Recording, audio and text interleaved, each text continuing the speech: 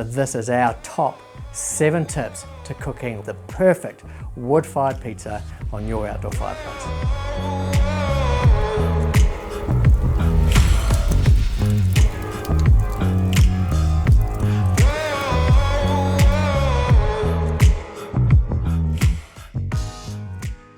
The first tip is to warm up your fireplace. Seems a bit obvious. If you're going to cook inside in your oven, you're going to get that warm before you put your food in. It's the same thing with the outdoor fireplace. With a flare fire, you've got the solid concrete structure that you want to warm. And what you want to do is you might want to have that hot to touch before you start cooking. And that way you know your fireplace is hot and that you know you're good to go. Our second tip is to have a good ember base. So what you want is embers on one side, and you want to keep your fireplace running on the other side. So if you're cooking a bunch of pizzas, you can keep creating the embers and also keep everyone warm at the same time. And the great thing is, in step 1 in creating a warm fire, is you would have also created a bunch of embers.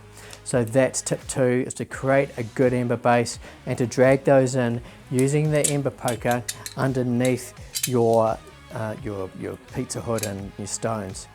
And I haven't got enough embers there yet, so I'm going to drag a few more in before I start cooking. I want to say just a quick bit about the firewood selection. So I started my fire using this really light, I think it's like a Casarina, and it's great for heat, but really doesn't ember up. It doesn't really create any embers. At the end of the day, when the wood burns down, there's nothing left. So I've got it warm using this stuff, and now I've put on some black wattle on there, which really embers it up nice and creates a bunch of hot embers. And so I don't want to recommend specific firewood for you, but I just want you to think about what wood you're using and just sort of watch what it does when it embers. And if it's not creating enough embers for you, go and try some other firewood. Be careful not to use like tantalized offcuts from construction. That tantalized stuff is full of arsenic and you don't want to cook over that. So you want to use natural untreated firewood and create a good ember base. Tip number 3 is to make sure your pizza hood is dry. That's this thing here. You want to make sure that it's dry. So what we mean by that is, if you are storing your pizza hood outside in the rain where it's getting wet, it can soak up the moisture, and there's an insulation layer in there that can just fill up with water, and you can spend half your time trying to cook pizzas when in reality you're heating the water out of your pizza hood. So if it's got wet, stick it in and let it warm up and just dry out, and you'll see steam coming out of it. And in the future, just make sure you store it in a dry place. But once it's dry, you're good to go. Tip number 4 is to warm up your pizza hood. We've talked about warming up your fire, but you actually want to make sure you also warm this up. And so once you've put it into place, you want to give it some time for the temperature gauge to come up. I like to cook my pizzas around the 250, 300 C. That's very hot, very fast, but that's how the great thing with pizza is you can cook it hot and fast and it tastes amazing. But yeah, you want to give it the time for it to warm up. And again, depending on how many embers you've got in there and how hot your fire is, that could take 10 or 15 minutes. So give it the time it needs, and once it's up to temperature, then go for it.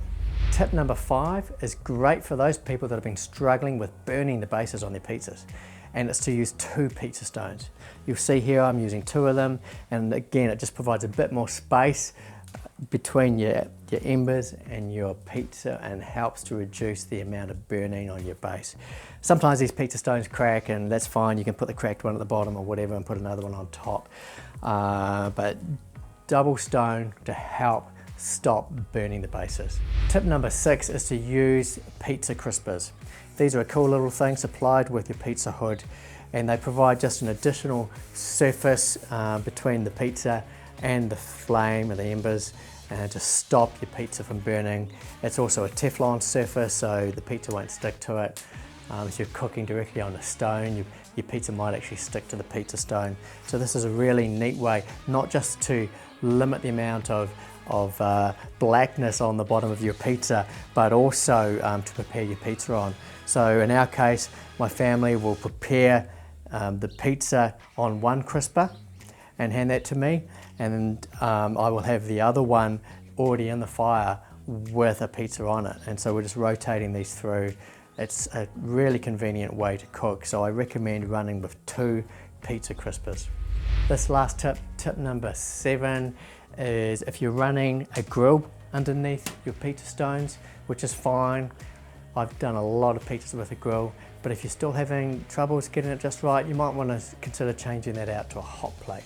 Just a solid plate provides a bit more thermal gap between your pizzas and your ember base, and might just help you cook the perfect pizza. But you know what, I love wood-fired pizza because it's touched by smoke and flame, and it just has that incredible flavor that you can't get inside in your oven. So here's to cooking amazing pizza at home. Engage the family, get them making it with you, and keep your fire going so everyone's staying warm. And if you have any questions, just yell out.